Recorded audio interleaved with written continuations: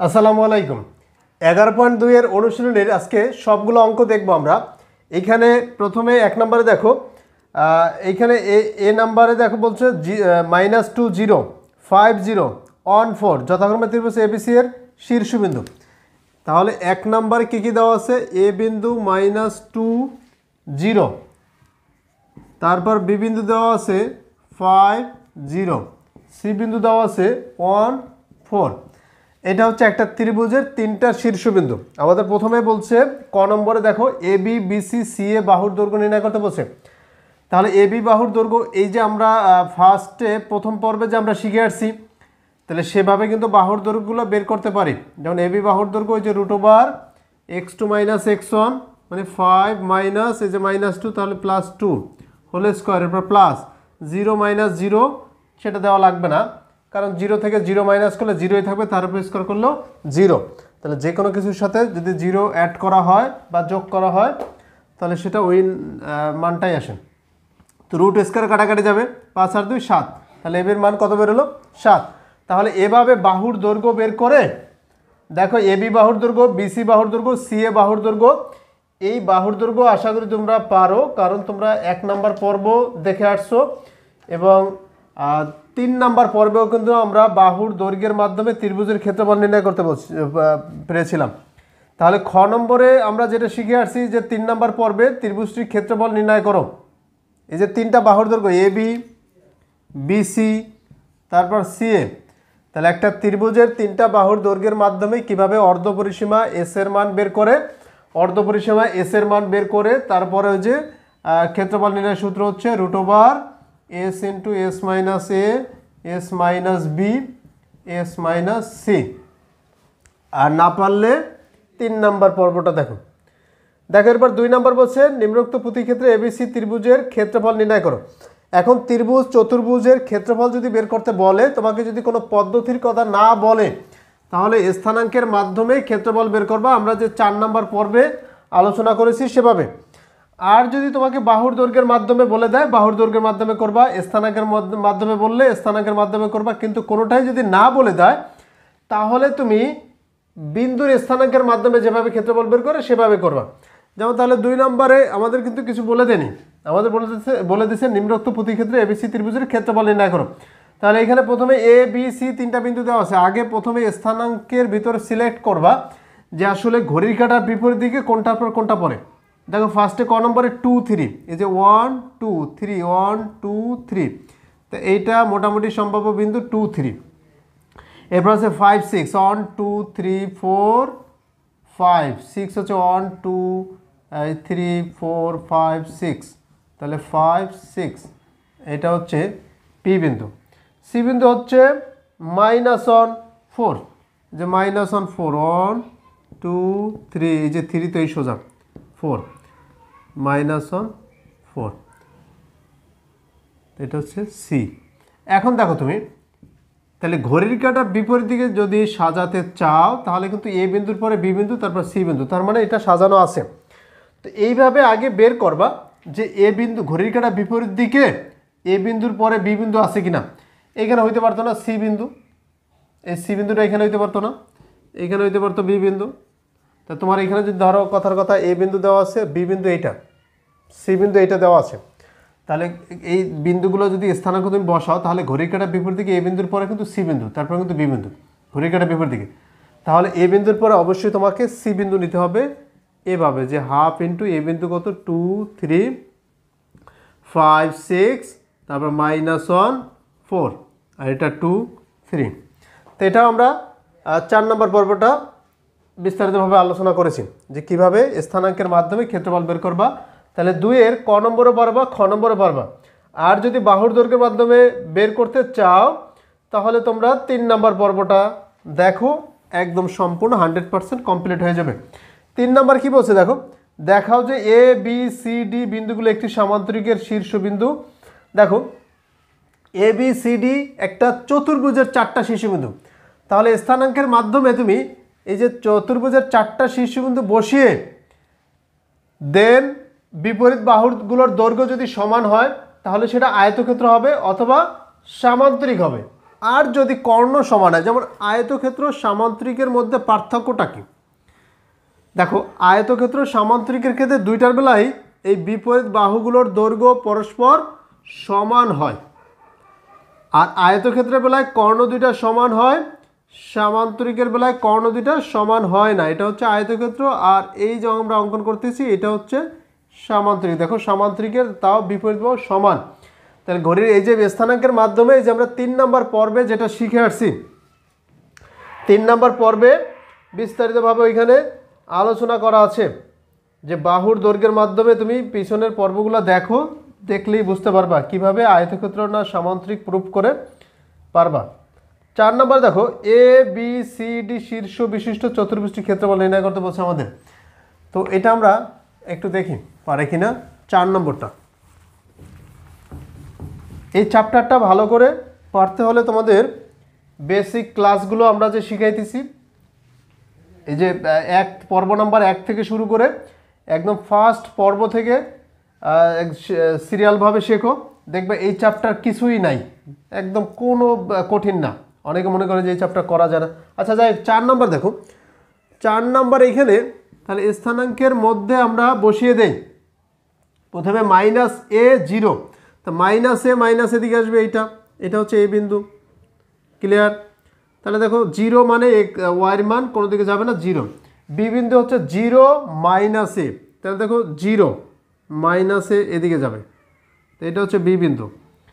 এরপর সি বিন্দু হচ্ছে a0, এক্স এর মান a মানে সামনে কতটুকু যাবে, এই যে a0 0, ওয়াইয়ের মান কোনো দিকে যাবে না, এটা হচ্ছে সি বিন্দু। আর ডি বিন্দু হচ্ছে 0 a, এই যে 0 a। তাহলে এটাও কিন্তু ঘড়ির কাঁটা বিপরীত দিকে সাজানো আছে। দেখো এ বি সি ডি সাজানো আছে, আমরা এগুলো বসাই দিছি এ কে একটা মান ধরে। যেমন এ মানে ধরো 5 ধরতে পারো, 2 ধরতে পারো, 1 ধরতে পারো, যেটা ধরো তুমি। তো 4 নম্বরে ঘড়ির কাঁটা বিপরীত দিকে সাজিয়ে তুমি যদি ক্ষেত্রফল বের করতে চাও, তাহলে ফার্স্ট বিন্দু হচ্ছে আমাদের -a0, সেকেন্ড বিন্দু হচ্ছে আমাদের 0 - a, 0 - a, থার্ড বিন্দু হচ্ছে আমাদের a0, ফোর্থ বিন্দু হচ্ছে আমাদের 0 a। ঠিক আছে, লেখা ঠিক আছে না? a0, হ্যাঁ ঠিক আছে সব, 0 a। তাহলে এটা 4টা বিন্দু আমরা বসাই দিলাম ফার্স্টে, যেটা এটাকে আবার লাস্টে বসাই দিতে হবে। এখন ক্ষেত্রফল বের করো স্থানাঙ্কের মাধ্যমে, যেভাবে ক্ষেত্রফল এই যে এই দিক গুণ করে যোগ করতে হবে। তাহলে মাইনাসে গুণ করলে মাইনাস মাইনাস প্লাস হয়ে যাবে a², তারপরে এটা 0 0, আবার a² প্লাস a², 0 0, এইদিকে দিলে 0। এই দেখো -a আর a গুণ করলে হবে -a², আর সূত্রে মাইনাস, এদিকে যখন গুণ করবে সূত্রে এটা মাইনাস আছে, তাহলে প্লাস a², এটার সাথে দিল তাও প্লাস a²। তো 4টা a² হয়েছে, দেখো যে ½ × 4a², 2 দিয়ে কাটাকাটি করলে 2a²। তাহলে বলতে পারবো আমরা এটার 4 নম্বরের ক্ষেত্রফল হচ্ছে 2a²। 5 নম্বর দেখো, 5 নম্বর বলছে দেখাও যে এত এত বিন্দুগুলো একটি আয়তক্ষেত্রের 4টি শীর্ষ কর্ণদ্বয়ের দৈর্ঘ্য বা আয়তক্ষেত্রের ক্ষেত্রফল নির্ণয় করো। সেমভাবে এখানে একটা হচ্ছে বাহুর দৈর্ঘ্যের মাধ্যমে তুমি ক্ষেত্রফলটা মানে বাহুর দৈর্ঘ্যের মাধ্যমে তুমি ডিসাইড করবা যে আসলে এটা আয়তক্ষেত্র না সামান্তরিক। বিপরীত বাহুগুলোর দৈর্ঘ্য সমান, কর্ণ দুইটা যদি সমান হয় তাহলে আয়তক্ষেত্র, আর যদি বিপরীত বাহুগুলোর দৈর্ঘ্য সমান, কর্ণ দুইটা দৈর্ঘ্য সমান না হয় তাহলে সামান্তরিক। এটাও কিন্তু পিছনের পর্বগুলো দেখলেই বুঝতে পারবা। আর একটা বলছে ক্ষেত্রফল। ক্ষেত্রফল তুমি ঘড়ির কাঁটা বিপরীত দিকে সাজিয়ে তারপর ক্ষেত্রফল বের করে ফেলবা সহজভাবে। 6 নম্বর দেখো, 3টি বিন্দুর স্থানাঙ্ক A B C, A B সমান বিসি হলে এর সম্ভাব্য মান সমান নির্ণয় করো। এখন এইখানে দেখো, এইখানে 6 নম্বরে 3টা বিন্দু দেওয়া আছে তোমার এ, তাহলে 6 নম্বরে এ বিন্দু আছে -2 1, তারপর দেখো বি বিন্দু দেওয়া আছে 10 6, সি বিন্দু দেওয়া আছে a -6। দেখো 3টা বিন্দু দেওয়া আছে। এইখানে আমাদের এ বি সমান বিসি বলছে, এ বি সমান বিসি, মানে এ বির দৈর্ঘ্য আর বিসির দৈর্ঘ্য সমান বলছে। এই যে এ বি আর বিসি, তাহলে এ বির দৈর্ঘ্য কীভাবে বের করবো? দুইটা বিন্দুর দৈর্ঘ্য এই যে বের করে কীভাবে, √, এই যে এক্স থেকে এক্স এর মান মাইনাস, তাহলে 10 থেকে -2 মাইনাস করবো, তার মানে +2 হয়ে যাবে, তার মানে 12 স্কোয়ার। এবার প্লাস 6 থেকে এই 1 মাইনাস করবো, তার মানে 5 স্কোয়ার। এই হচ্ছে এই দুইটার এ বির মধ্যবর্তী দূরত্ব ইকুয়াল। এরপর বিসির মধ্যবর্তী দূরত্ব বের করো। বিসির মধ্যবর্তী দূরত্ব বের করলে এ থেকে এই যে 10 মাইনাস করে দেবো, এ -10 হোল স্কোয়ার প্লাস -6 থেকে আবার -6 মাইনাস করে দেবা, তাহলে -6 হোল স্কোয়ার। রুট কেটে দিতে পারি আমরা।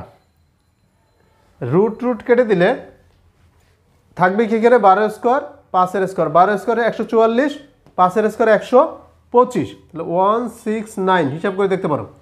তাহলে এই রুট কাটাকাটি যাবে, আর এইখানে মাঝখান থেকে এইটা, তো এইটা মানে কি দেখো, এটাকে একটা সূত্র যাবে। সূত্রটা কি, a স্কোয়ার -2ab, তার মানে 20a প্লাস b স্কোয়ার মানে 100। আর এইখানে এই যে -6 -12 স্কোয়ার করলে প্লাস মানে তখন 144 হয়ে যাবে, বাট পজিটিভ, মাইনাসটা থাকবে না কারণ স্কোয়ার আছে। ওকে, এখন দেখো এখানে 100 আর 144 কত হয় 244। এই 244 ওই পাশে চলে যাবে, মাইনাস হয়ে যাবে। তো এক পাশে থাকে কি দেখো, এক পাশে থাকে a স্কোয়ার -20a, আর অন্য পাশে থাকবে 169 -244। দেখো এখানে কত আসে, তো এই 169 আর মাইনাসের 244, তাহলে মাইনাসেরটা বড়, তাহলে আমরা মাইনাসেরটা থেকে ছোটটা মাইনাস করে দেবো। 169 9 5 14, তাহলে 7 7 14 75 থাকবে, কিন্তু সেটা মাইনাসের। দেখো কেন মাইনাসে থাকবে, কারণ হচ্ছে বড়টা মাইনাসের। তো এই পাশে আমাদের থাকে -75, তাহলে a স্কোয়ার -20a সমান 75, এটা মাইনাসের। তো এটা আবার এই পাশে চলে আসলে প্লাস হয়ে যাবে যদিও। দেখো এরপর আমরা কি করতে পারি, তাহলে বা দিয়ে এই যে a স্কোয়ার আছে থাকুক -20a, আর এটা হচ্ছে +75 = 0। এইটাকে এখন মিডল টার্ম করা যায় কিভাবে, এই যে 15a - 5a +75 = 0। দেখো 5 15 কিন্তু 75, এই যে 75 -5 -15 গুণ করলে কিন্তু +75, এই যে 75, আবার এই দুইটা যোগ করলে কিন্তু এটাই আসে। ঠিক আছে, এরপর তুমি a কমন নিবা, নিয়ে করে ফেলো। এইখানে a কমন যাবে a -15, আর এখানে -5 কমন যাবে a -15 = 0। এই যে দুইটার ভিতর থেকে a কমন যাবে, a মাইনাস এই যে 15 থাকে, আর এই দুইটার ভিতরে ফার্স্টে মাইনাস আছে, মাইনাস কমন নেব। 5 কমন নেওয়া যায়, কারণ এইখান থেকে 5 নেওয়া যায়, আবার এইটাকে 5 দ্বারা ভাগ করা যায়। এরপর আসবে a -15 × a -5 = 0।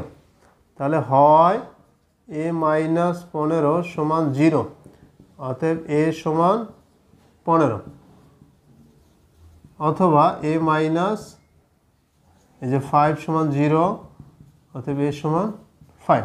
তাহলে এর মান দুইটা বেরোলে, একটা 5, একটা হচ্ছে 15। দেখো 6 নম্বর, তাহলে আমাদের বলছে এর সম্ভাব্য মানসমূহ নির্ণয় করো। এর মানের সাহায্যে যে ত্রিভুজ গঠিত হয় এর ক্ষেত্রফল নির্ণয় করো। তো এর কিন্তু দুইটা মান বের হয়, তাহলে দুইটা মান তুমি প্রথমে এর মান যখন 15 আসবে তখন একটা ক্ষেত্রফল আসবে, এর মান যখন 5 আসবে দুইটা বসিয়ে দাও। তা দুইটা আলাদাভাবে বসিয়ে এই যে বিন্দুর স্থানাঙ্কের মাধ্যমে যেভাবে ক্ষেত্রফল বের করে ঘড়ি কাঁটা বিপরীত দিকে সাজিয়ে সেভাবে ক্ষেত্রফল বের করে ফেলো। ঠিক আছে, যেমন এইখানে তাহলে আমাদের বলছে এর মানের সাহায্যে যে ত্রিভুজ গঠিত হয় এর ক্ষেত্রফল নির্ণয় করো। তাহলে দুইটা বের করা যায়। দেখো প্রথমে আমাদের 6 নম্বরে প্রথম বিন্দু ছিল -2 1, এই যে 1 2, এই যে -2 1, এটা ছিল এ বিন্দু -2 1। আর সেকেন্ড বিন্দু ছিল আমাদের 6 নম্বরে 10 6, তাহলে এই যে 1 2 3 4 5 6 7 8 9 10 6 1 2 3 4 1 2 3 4 5 6, এই যে 10 6, এটা ছিল বি।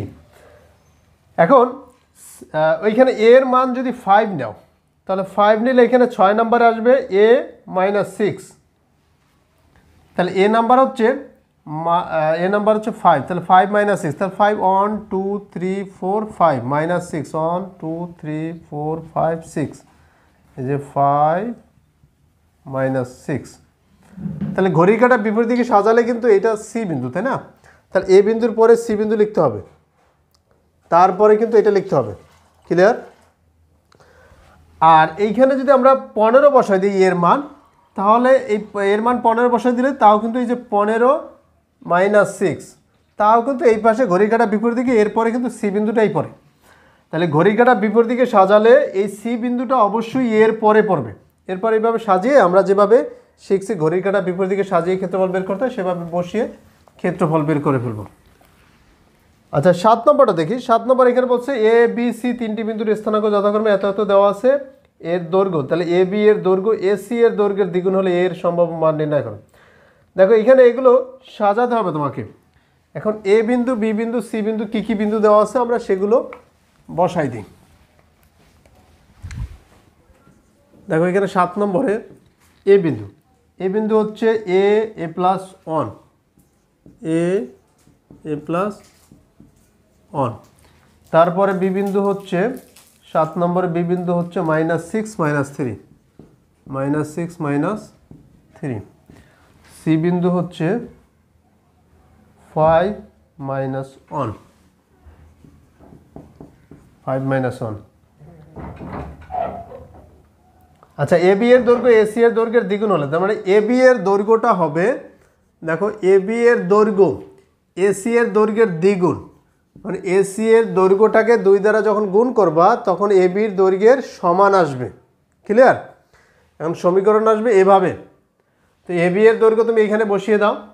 তো এ বি এর দৈর্ঘ্য হচ্ছে এই যে রুট দিতে হবে, রুট দিয়ে এই যে এ বির দৈর্ঘ্য মাইনাস 6 থেকে মাইনাস করতে হবে এ, এই যে মাইনাস 6 মাইনাস এ হোল স্কোয়ার, মাঝখানে প্লাস সাইন, মাইনাস 3 থেকে আবার এটা মাইনাস করতে হবে। দেখো মাইনাস 3 থেকে মাইনাস করতে হবে এইটা, তো মাইনাস দ্বারা গুণ করলে মাইনাস এ মাইনাস 1 হোল স্কোয়ার ইকুয়াল, এরপর 2 আছে এখানে, দেখো তাহলে 2 দ্বারা গুণ করতে হবে, যে 2 ইন্টু রুট ওভার কার দৈর্ঘ্য দেবো এখন এসি, এসির বেলায় যে 5 মাইনাস এ হোল স্কোয়ার প্লাস মাইনাস 1, এটা থেকে এটা মাইনাস করতে হবে, মাইনাস এ মাইনাস 1 হোল স্কোয়ার। উভয় পক্ষ থেকে আমরা রুট কেটে দিতে পারি, তাই না? তা রুট কেটে দিলে এখানে থাকবে এটা, তো এটাকে একটা সূত্রে যায়, মাইনাস 6টাকে যদি এ ধরি তাহলে A minus B whole square, minus 6টা কিন্তু এ, তাহলে মাইনাস 6-এর উপরে স্কোয়ার দিলে 36।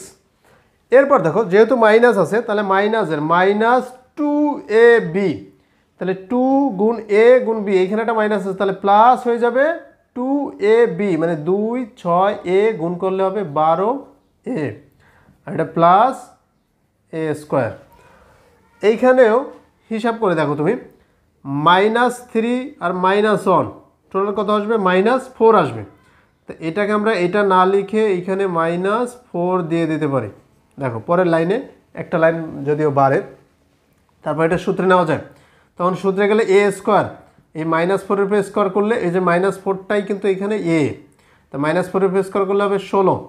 এবার সূত্রে এটা মাইনাস, আর এইখানে যে মাইনাস 4 তাহলে হয়ে যাবে প্লাস 2, এই 4 আর এ গুণ করলে 8a প্লাস এ স্কোয়ার। ক্লিয়ার? আর এইখানে তো 2 আছেই। দেখো এইখানে আমরা এই যে রুট কেটে দেব বলতে এইখানে হোল স্কোয়ার করে দিতে পারি, আর এইখানে যদি হোল স্কোয়ার করি তাহলে এই 2টার উপরে স্কোয়ার, আসলে রুট কেটে দেওয়া বলতে হোল স্কোয়ার করে, এইখানে হোল স্কোয়ার করলাম, এইখানে হোল স্কোয়ার করলাম।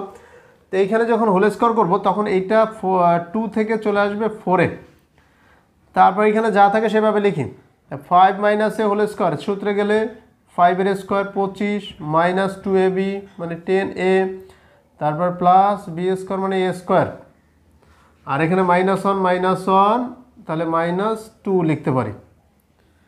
তো এখানে আবার শুধু মাইনাস 2-র উপরে স্কোয়ার করলে আসবে 4, এরপর সূত্রে মাইনাস আর এই যে মাইনাস তাহলে প্লাস হয়ে যাবে 2a গুণ করলে আসবে 4a প্লাস এ স্কোয়ার, এটা ব্র্যাকেটে 4 দ্বারা গুণ, যেহেতু 2 দ্বারা এর সম্পূর্ণটার গুণ আমরা হোল স্কোয়ার করে দিছি। আচ্ছা, এখন হিসাব করে দেখো কত আসে। তাহলে হিসাব করতে গেলে এইখানে এ স্কোয়ার, এই একটা এ স্কোয়ার 2a স্কোয়ার, এবার এ আসবে কত দেখো 12a আর 8a প্লাস 20a, এরপর আছে 36 আর 16 কত 52 52 প্লাস 52 ইকুয়াল 4 দ্বারা যখন আমরা গুণ করব, ঠিক আছে, তাহলে 4 দ্বারা গুণ করলে এই 4 25 100 মাইনাস 4 10 40, তারপর plus 4a square plus 4 4 16 plus 4 4 16a plus 4a square. অথবা আমরা এটাকে হিসাব করেও নিতে পারতাম ভিতরে। দেখো এত কিছু না করে আমরা যদি টোটালটা হিসাব করে নিতাম তাও হয়ে যেত। তাহলে দেখো এইখানে total 4a square 4a square 8টা a স্কোয়ার আছে, তো এই পাশে আমরা এটা সাজিয়ে লিখি 2a square minus 8a square, তো 8a স্কোয়ার এই পাশে লিখলাম। এরপর আছে প্লাসের 20টা a, তাহলে 8a স্কোয়ার চলে গেল। এরপর নিয়ে আসবো আমরা a, এই যে মাইনাসের 40টা a আর প্লাসের আছে 16টা a, তাহলে কতটা থাকবে মাইনাসের 24টা a এই পাশে, তো এই পাশে চলে আসলে প্লাসের 24a, এর ঝামেলা শেষ। এরপর সংখ্যার দিক দিয়ে দেখব, তা সংখ্যার দিক দিয়ে দেখো এখানে 100 আর এই আছে 16, কত হবে 116, এই পাশে আসলে মাইনাস 116 ইকুয়াল 0। এবার এইখানে হিসাব করো, দেখো আমরা এখানে করি, তো এটা হিসাব করলে মাইনাসের 6a স্কোয়ার আর এই যে 20a 24 প্লাসের 44a, আর এইখানে সংখ্যার দিক দিয়ে আমরা এটা লিখি নেই, যে 52টা লিখি নেই, দেখো এই যে 52টা গ্যাপ রয়ে গেছে, এখানে আমরা 20a আর এখানে 24 এই পাশে নিয়ে আসছি, আর এই পাশে 116 এই পাশে নিয়ে আসছি, বাট এই যে প্লাসের 52 ছিল এটা আমরা লিখি নেই। দেখো তাইলে এই দুইটা হিসাব করলে আসবে প্লাসের 44, আর এই দুটো হিসাব করো তুমি, এই যে 116 থেকে 116 52 মাইনাস করে দাও, যেহেতু আর এটার পেছনে আছে মাইনাস, তাহলে 52 এখানে আসবে 4 5 আছে কত হলো 6 64, তাহলে 64 মাইনাস 64 চলে আসবে, মাইনাস 64 ইকুয়াল 0। দেখো এইভাবে কিন্তু লেখা যায়, ক্লিয়ার? ওকে, এখন সবগুলোকে আমরা 2 দ্বারা ডিভাইড করে দিতে পারি, এবং 2 দ্বারা ডিভাইড করার সাথে সাথে প্রথমে যেহেতু এখানে একটা মাইনাস আছে আমরা মাইনাস দ্বারাও ডিভাইড করে দিতে পারি। তো এটাকে মাইনাস 2 দ্বারা ডিভাইড করলে মাইনাস মাইনাস কাটাকাটি, 2 দ্বারা ডিভাইড করলে 3a স্কোয়ার, এটাকে মাইনাস 2 দ্বারা ডিভাইড করলে মাইনাস প্লাসে মাইনাস 2 দ্বারা ডিভাইড করলে 22a, আর এখানে মাইনাস 2 দ্বারা তখন প্লাস হয়ে যাবে 32 ইকুয়াল 0। এই দুইটা যখন আমরা গুণ করব 32 আর 3 তাহলে 96, এই 22 একে তুমি এমনভাবে দুইটা ভাগ করো যাতে 96 আসে। এখন দেখো আমরা এই 22টাকে যদি লিখি 16 আর 6, তা 16 আর 6 যোগ করলে কিন্তু 22 হয়, 6 16 96, 96 আসে। তো সেক্ষেত্রে এখানে 3a স্কোয়ার মাইনাসের 16a মাইনাসের 6a প্লাসের 32 ইকুয়াল 0। তো এইখানে a কমন যাবে, থাকবে কি 3a মাইনাস, তাহলে a কমন গেলে থাকবে 16, এই দুইটার ভিতর থেকে মাইনাস কমন যাবে, তারপর কিন্তু 2 কমন যায়, থাকবে কি এখানে 3a minus plus minus minus 2 দ্বারা ডিভাইড করলে 16 ইকুয়াল 0। এটা একটু বড় ছিল যদিও, 3a minus 16 into a minus 2 equal 0, তাহলে হয় এই যে 3a মাইনাস 16 ইকুয়াল 0, অতএব তাহলে মাইনাস 16 পেয়ে গেলে প্লাস 16 হয়ে যাবে, তারপরে এ দ্বারা 3 দ্বারা ডিভাইড করে এর মান আসবে 16/3, আর এইখানে এর মান আসবে 2, তাহলে এর মান হচ্ছে 16/3 আর এর মান হচ্ছে 2। তাহলে 7 নম্বর আমাদের বলছে যে এসি এর দৈর্ঘ্য দ্বিগুণ হলে এর সম্ভাব্য মান নির্ণয় করে ত্রিভুজ এবিসি এর ত্রিভুজটি বৈশিষ্ট্য নির্ণয়। এরপর ত্রিভুজ এবিসি এর ওই যে মানের উপর ডিপেন্ড করে এটা বাহুগুলোর দৈর্ঘ্যের মাধ্যমে এটা সমদ্বিবাহু হবে না সমবাহু হবে না সমকোণী ত্রিভুজ হবে সেটা কিন্তু এখানে লেখা আছে। তাহলে মূলত সবগুলোই ত্রিভুজের বাহুর দৈর্ঘ্যটাই হচ্ছে মেইন। 8 নম্বর দেওয়া আছে নিম্নের চতুর্ভুজ সমূহের ক্ষেত্রফল নির্ণয় করো। এটাও কিন্তু পর্ব নাম্বার 4 অনুযায়ী, পর্ব নাম্বার 4-এ যেভাবে বিন্দুর স্থানাঙ্কের মাধ্যমে ঘড়িকাঁটা বিপরীত দিকে সাজিয়ে আমরা ক্ষেত্রফল বের করছি সেভাবেই করলে হবে। তো এখানে 8 নম্বর কিন্তু কিছু করার নেই। 9 নম্বর বলছে দেখাও যে এ বি সি ডি এবং ই শীর্ষ বিশিষ্ট বহুভুজের ক্ষেত্রফল 11 বর্গ একক। দেখো এখানে 5টা বিন্দু দিয়ে দিয়েছে। তা তোমাকে বলেছিলাম যে 5টা থাকুক আর 6টা থাকুক, ঘড়ির কাঁটার বিপরীত দিকে সাজিয়ে ক্ষেত্রফল বের করবা হয়ে যাবে। তাহলে 9 নাম্বার দেখো, 9 নাম্বারে যেটা আছে সেটা হচ্ছে আমরা যদি ঘড়ির কাঁটার বিপরীত দিকে বিন্দুগুলো বসিয়ে দেই, এখানে 2 - 3 1 2 - 3 1 2 3 2 - 3 এটা হচ্ছে এ বিন্দু। দেখো বি বিন্দু হচ্ছে 3 - 1 1 2 3 -1 মানে এইখানে এটা হয়ে যাবে বি বিন্দু। সি বিন্দু হচ্ছে 2 0, এই যে 2 0 মানে এইখানে এটা হচ্ছে সি বিন্দু। আর ডি বিন্দু হচ্ছে -1 1, এই যে -1 1 এটা হচ্ছে ডি বিন্দু। এই বিন্দু হচ্ছে -2 - 1 -2 -1। তাহলে সবগুলোই ঘড়ি কাঁটার বিপরীত দিকে আছে। কেমন দেখো এই একটা এরকম করে এই একটা এই দেখো এই যে পঞ্চভুজটা ঘড়ি কাঁটার বিপরীত দিকে, যে A B C D E একদম ঘড়ি কাঁটার বিপরীত দিকে সাজানো আছে। তা এইভাবে রাফ করে আগে দেখে নেবা ঘড়ির কাঁটার বিপরীত দিকে সাজানো আছে কিনা। Okay fine. তা যেহেতু ঘড়ির কাঁটার বিপরীত দিকে সাজানো আছে, ক্ষেত্রফল নির্ণয়ের যে সূত্র আমরা সেভাবে দিয়ে দেবো হাফ ইন্টু এই যে এ বিন্দু। তাহলে এ বিন্দু হচ্ছে 2 - 3 2 - 3, বি বিন্দু হচ্ছে 3 - 1 3 - 1, সি বিন্দু হচ্ছে 2 0 2 0, আর ডি বিন্দু -1 1, ই বিন্দু হচ্ছে -2 - 1 -2 - 1। আর ফার্স্টে যেটা লিখছো 2 - 3 সেটাও বসিয়ে দেবা। এরপরে এই যে হাফ থাকবে এই দিকে গুণ করবা, এই যে 2 আর -1 -2, 3 সাথে 0 করলে 0, 2 1 2 +2, এদিকে করলে মাইনাসে মাইনাসে প্লাস হয়েছে প্লাস 1 1 1, আর 3 2 6 মাইনাসে মাইনাসে +6, আর সূত্রতে +80। এদিকে যখন গুণ করবা তখন সূত্রে মাইনাস হয়ে যাবে, -3 3 9 -9, তাহলে +9 হয়ে যাবে। এদিকে করলে -2 তাহলে +2, 0 দিয়ে করলে 0, 1 দিয়ে করলে -2 তাহলে +2, এটা দিয়ে করলে -2 +2। ক্লিয়ার? এখন দেখো এই যে +2 -2 কাটাকাটি এটা বাদ, বাকিগুলো সব পজিটিভ। 6 আর 1 7, 9 7 16, 16 আর 6 22। তাহলে এইটার সম্পূর্ণ হিসাব করলে হবে 22, 2 দ্বারা ডিভাইড করলে 11। তাহলে আমাদের বলছে যে দেখাও যে এইটার ক্ষেত্রফল 11 বর্গ একক। এই 11 কিন্তু বের হয়ে গেছে। এবার 10 নম্বর দেখো, 10 নম্বরটাও ইজি আছে। একটি চতুর্ভুজের 4টি শীর্ষ এ বি সি ডি এবং শীর্ষসমূহ ঘড়ি কাঁটা বিপরীত দিকে আবর্তিত, এটা বলে দিছি। এবিসিডি চতুর্ভুজের ক্ষেত্রফল ত্রিভুজ এবিসি এর ক্ষেত্রফল দ্বিগুণ হলে পি এর মান নির্ণয় করো।